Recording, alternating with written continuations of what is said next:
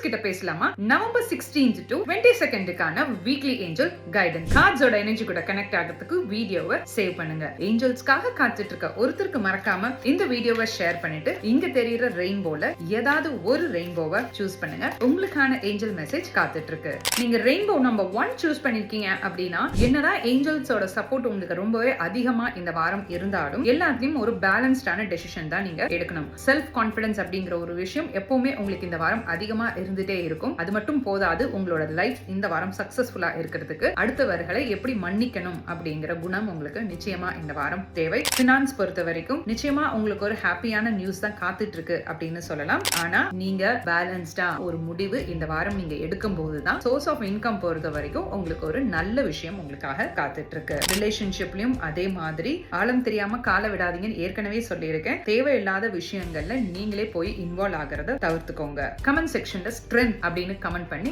இந்த எனர்ஜியை உங்களுக்கானதா கிளைம் பண்ணிக்கோங்க.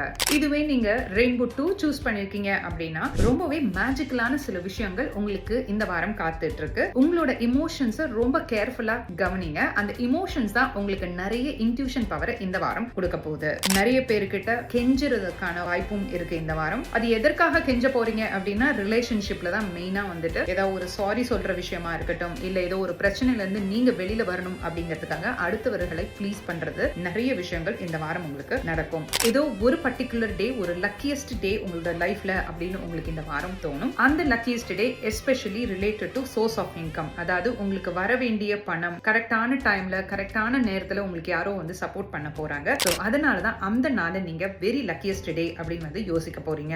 ஏஸ் ஆஃப் ஏரியல் அப்படின்னு கமெண்ட் பண்ணி இந்த எனர்ஜியை உங்களுக்கானதா கிளைம் பண்ணுங்க. நீங்க ரெயின்போ நம்பர் 3 சூஸ் பண்ணிருந்தீங்க அப்படின்னா மாற்றம் ஒன்றே மாறாதது அப்படிங்கிற பழமொழி உங்களுக்கு இந்த வாரம் நிச்சயமா வந்து பொருந்தும். எந்த விஷயத்தெல்லாம் மாற்றமே வராது அப்படின்னு நீங்க யோசிச்சீங்களோ அந்த விஷயத்தெல்லாம் திடீர்னு ஒரு மாற்றம் வரப்போகுது. அதற்காக காத்துட்டு இருங்க. ரிலேஷன்ஷிப்ல உங்களுக்கும் உங்களோட பார்ட்னருக்கும் நடுவுல வந்து யாராவது டிராமா கிரியேட் பண்ணி ஏதாவது பிரச்சனை எல்லாம் கொடுத்துட்டு இருந்தாங்க அப்படின்னா அவங்க யார் அப்படிங்கறது நிச்சயமா தெரிய வரும். உங்களுக்கு வர வேண்டிய பணமோ அல்லது பொருளாதாரம், அதுலயும் உங்களை சுத்தி நடந்துட்டு இருந்த டிராமா, அதாவது உங்களுக்கு தரேன்னு சொல்லி யாராவது ஏமாத்திட்டு இருந்திருக்கலாம், அல்லது நீங்க கொடுத்த பணத்தை கொடுக்காம உங்களுக்கு ஏமாத்திட்டு இருந்திருக்கலாம். இந்த மாதிரி விஷயங்கள்லாம் இந்த வாரம் உங்களுக்கு ரொம்ப தெளிவா வந்து ஏஞ்சல்ஸ் உங்களோட கண்ணுக்கு முன்னாடி கொண்டு வந்து நிறுத்துவாங்க.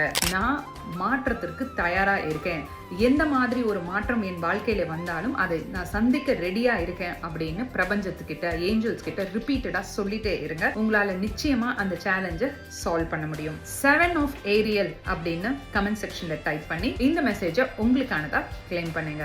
ஏஞ்சல்ஸ் எப்போதும் நம்மளோட இருக்காங்க. நான் உங்கள் ரேகா, த டாரட் குயின்.